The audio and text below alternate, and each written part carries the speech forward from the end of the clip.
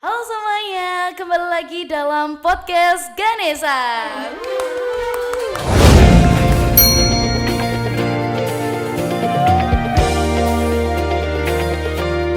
Halo teman-teman semuanya, balik lagi sama aku Nuri. Dan kali ini itu bintang tamu kita itu berbeda nih. Jadi biasanya murid-murid ya, sama ada kultum juga. Tapi kali ini seorang guru biologi kita yang super cantik ini. Iya, Bu Indah. Bu Indah, apa kabar Ibu? Alhamdulillah sehat. Nuri apa Oke, kabar? Alhamdulillah sehat juga. Oh iya, buat teman-teman semuanya kan akhir-akhir ini tuh ya Bu, itu tuh sering banget hujan. Jadinya pancaroba itu di mana-mana Bu, ada yang pilek, batuk dan segala macam. Jadi buat teman-teman juga harus jaga kesehatan ya.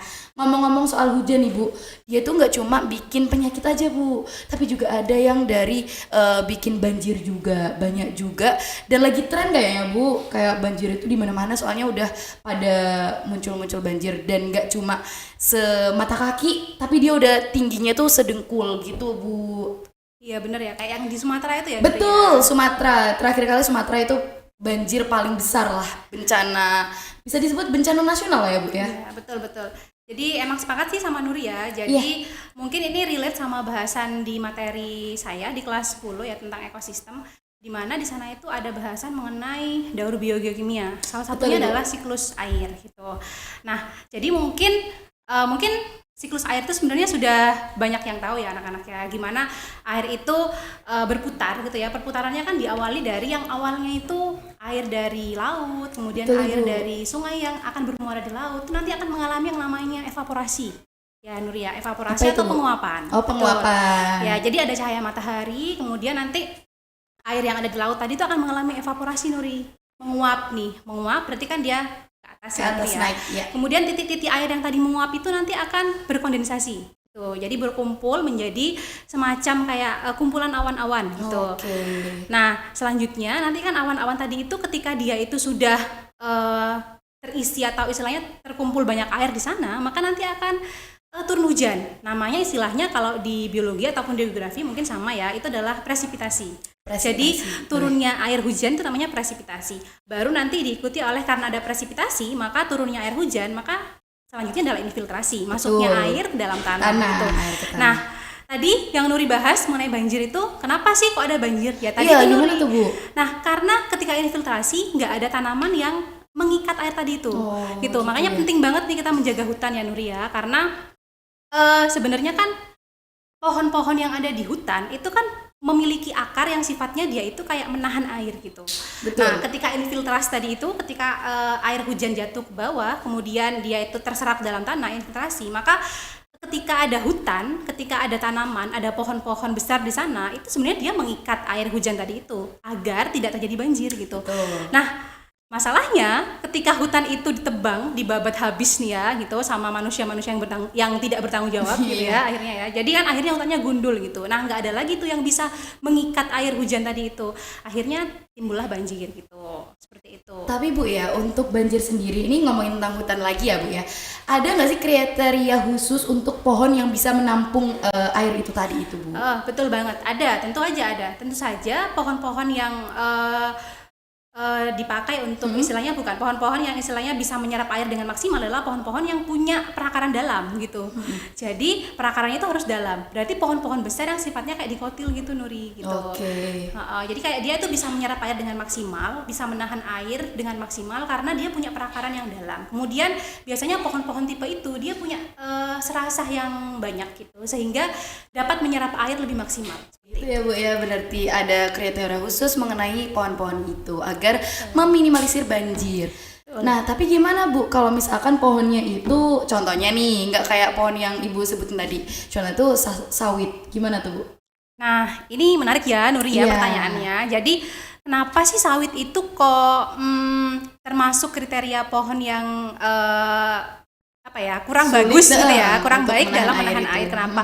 Pertama Nuri, karena struktur sawit itu kan dia adalah termasuk tumbuhan monokotil. Ya, betul. Nah, ya Nuri kalau ingat dong pelajarannya Bu Iya. Keanekaragaman Betul hayati ya. dong, Kita tahu dong bahwa tanaman monokotil itu kan punya struktur perakaran serabut. Betul. Betul. Dan dia itu berarti dia termasuk tipe perakarannya yang dangkal gitu. Yang mana dia itu akarnya tidak masuk jauh ke dalam tanah gitu ya, tapi dia mungkin hanya di bagian permukaan aja gitu.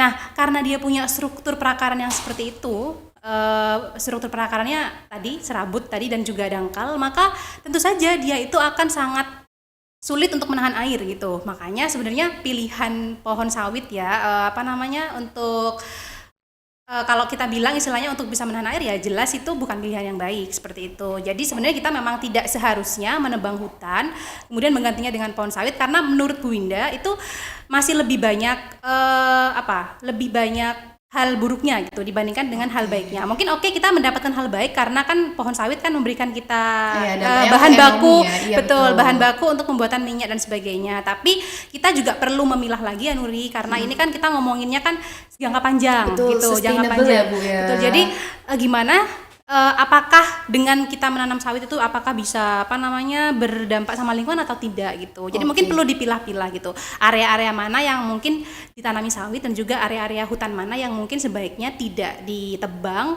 ataupun tidak dijadikan perkebunan agar dia itu fungsinya masih prima sebagai ekosistem yang bisa menahan air sehingga banjir itu kan tidak terjadi seperti itu. Betul.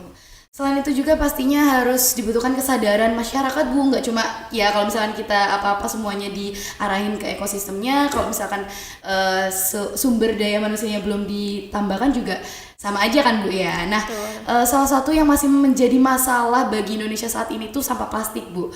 Nah, menurut Bu Indah sendiri tuh gimana tuh penyelesaian masalah dari banjir yang diakibatkan oleh banyaknya sampah plastik gitu, Bu? Ya betul banget ya Nuri. Jadi sebenarnya kita tuh harus sudah mulai awareness nih gitu. Karena kalau Nuri tahu nih perubahan lingkungan yang terjadi saat ini itu benar-benar kayak ekstrim gitu ya Nuri. Betul, ya. Cuaca panas, kemudian ini panas. hujan nggak berhenti Betul. gitu ya. Hujannya nggak berhenti sampai ada banjir di mana-mana gitu. Itu menunjukkan bahwa bumi kita nggak baik-baik aja loh gitu. Jadi kita tuh harus punya awareness gitu ya, kepekaan terhadap lingkungan kita gitu. Nah untuk anak-anak ya Bu Indah sering menekankan sama kalian semua gitu ya ketika pelajaran biologi bahwa untuk kesadaran lingkungan itu sebenarnya nggak usah dimulai dengan yang muluk-muluk, mulai dari diri kalian sendiri gitu ya. Gimana kalian itu bisa memilah sampah dengan baik misalnya, kemudian juga misalnya buang sampah tuh nggak boleh sembarangan, harus ke tempat sampah gitu. Karena dengan kesadaran kecil yang seperti itu, dimulai dari hal-hal yang kecil seperti itu, bayangkan kalau seluruh warga SMA N 1 Gelaga Banyuwangi itu tertib buang sampah gitu, pasti kan sampah itu kan tidak berserakan di mana-mana seperti itu. Kemudian juga pengelolaannya pun tadi Nuri bertanya, mungkin gimana ya pengoptimalannya ya? Mungkin dengan berbagai cara ya Nuri ya. Jadi kayak ini sekarang kelas 10 lagi berproyek nih, ada STEM juga nih ya di kelas 10 ya. Mungkin ini juga merupakan program di sekolah kita gitu kan. Jadi di mana anak-anak itu istilahnya memberikan solusi dari permasalahan sampah yang ada di lingkungan sekolah. Salah satunya dengan cara recycle plastik Nuri. Kemarin dari kelas 10-2 kalau nggak salah itu ada ganci yang dari tutup botol tuh loh Nuri. Jadi kayak itu menurut saya itu kreatif gitu ya anak-anak ya. Jadi anak-anak itu bisa memaksimalkan pengelolaan sampah ya. Jadi agar sampahnya tuh nggak berserakan di mana-mana. Kemudian mereka juga jual loh Nuri hasil sisa dari sampah yang nggak dipakai sama mereka, yang tidak dipakai untuk recycle itu mereka jual. Jadi mereka kayak ya kreatif aja gitu. Bisa untuk uang kas juga kan. Dan poin pentingnya juga adalah sekolahnya jadi bersih seperti itu. Oke, ngomong-ngomong tentang STEM ya Bu. Apa nih? Benernya bacanya STEM, STEM atau STM? Ya, apa nih? Ya. STEM semuanya juga boleh STEM. ya. Nah itu tuh apa sih Bu? Boleh dijelaskan mungkin? Ya. Kan nggak banyak orang tahu kan. Sebenarnya STEM itu sebenarnya pendekatan pembelajaran ya, pembelajaran yang berbasis sama masalah nyata gitu. Jadi gimana pembelajaran itu dapat istilahnya kayak mendorong anak-anak itu bisa berpikir ya, kayak critical think gitu ya, berpikir kritis gitu ya. Gimana sih mengatasi permasalahan-permasalahan yang disajikan sama guru kayak gitu. Nah permasalahan itu harusnya permasalahan-permasalahan yang nyata gitu ya maksudnya. Betul, yang ada di sekitar kita aja gitu. Jadi nggak usah muluk-muluk ya Nuri, kayak masalahnya yang gimana caranya menemukan obat kanker gitu ya. Nggak sampai seperti itu, tapi masalah-masalah yang ada di sekolah kita aja. Kayak tadi contohnya sampah itu tadi. Gimana sih caranya pengelolaan sampah di sekolah kita biar optimal kayak gitu. Mungkin kan ini ada MBG nih sekarang ya Nuri ya. Betul, kan banyak banget sisa organiknya kan? Sisa MBG-nya itu kan banyak gitu. Nah, itu kan merupakan sampah organik ya. Kalau misalnya dibiarin bau gitu kan, berbau busuk. Nah, itu bisa dioptimalkan dengan dibuat kayak pupuk organik cair, pupuk kompos. Kemudian juga kemarin anak-anak juga buat ekoenzim gitu. Nah, itu bagus karena akhirnya kan masalah sampahnya teratasi, terus ada sesuatu hal juga yang dihasilkan dari anak-anak, terus mereka juga kayak kemampuan berpikirnya juga bertambah juga ya, bertambah dan juga kolaborasinya juga ada gitu. Karena kan ngelakuin itu tuh nggak bisa sendirian, Nuri, harus kerjasama gitu. Berarti meningkatkan kerjasama tim, terus juga meningkatkan cara berpikir mereka, lalu menemukan ide atau solusi untuk lingkungan nyata gitu ya Bu ya. Betul, gitu. Nah berarti mereka semua itu menjualnya itu berarti gimana tuh Bu kalau untuk sistem jualannya? Untuk penjualannya mungkin nanti bisa, sekarang kan banyak ya media sosial gitu. Jadi mungkin tidak ini, tapi untuk kayak ekoenzim dan juga kayak pupuk itu mungkin kita aplikasikan di Sikap, Nuri, kan program dari pemerintah Jawa Timur ya, Provinsi Jawa Timur kan kemarin ada Sikap gitu kan ya. Jadi ada kebun di lingkungan sekolah kita yang nanti itu mungkin pupuknya itu bisa ngambil dari hasil pengolahannya anak-anak gitu ya, dari pupuk organik cair maupun pupuk kompos yang anak-anak buat gitu. Kemudian kayak pestisidanya bisa pakai ekoenzim yang dihasilkan anak-anak. Betul. Karena ekoenzim itu juga bisa berperan sebagai pestisida alami gitu, dan itu bagus juga untuk mengurangi kayak hama-hama yang ada pada tumbuhan seperti itu, Nuri gitu. Oke Bu Indah, jadi saya tarik kesimpulan semuanya nih ya, dari mulai banjir, ngomongin tentang cuaca saat ini yang semakin ekstrim gitu ya Bu, sampai akhirnya ke sustainable ya, hidup berkelanjutannya bagaimana, ketahanan pangan juga tersedia di sekolah kita, dan bagaimana mereka itu memanfaatkan apa yang ada di sekolah kita, khususnya sampah itu dikelola dengan baik dan menjadi suatu hal yang memiliki nilai jual yang tinggi Bu. Jadi kan nilai ekonominya juga masuk di situ. Dan saya juga mengucapkan terima kasih kepada Bu Indah sudah mau hadir di sini terima dan kasih. berbagi informasi kepada teman-teman semua. Bu Indah harap mungkin dari apa yang kita diskusikan hari ini ya Nuri, itu kayak tadi mungkin bisa meningkatkan awareness dari anak-anakku sekalian ya, yang Bu Winda sayangi dimanapun kalian berada tentu saja. Jadi kayak tingkatkan awareness kalian, kepedulian kalian terhadap sampah mungkin di lingkungan sekolah kita terutama gitu, karena memang selain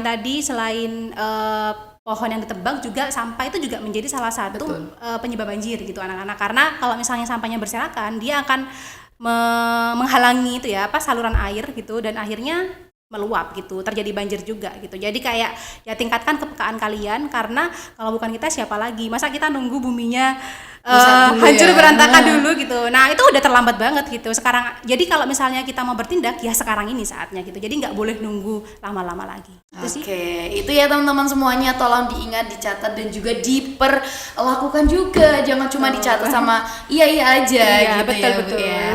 Oke Bu Indah, terima kasih semuanya, terima kasih juga yang udah nonton, jangan lupa like, comment, and share, dan teman-teman mungkin ada ide segala macam bisa komen aja. Dan itu tadi podcast Gadesa, sampai jumpa berikutnya di podcast Gadesa, bye bye.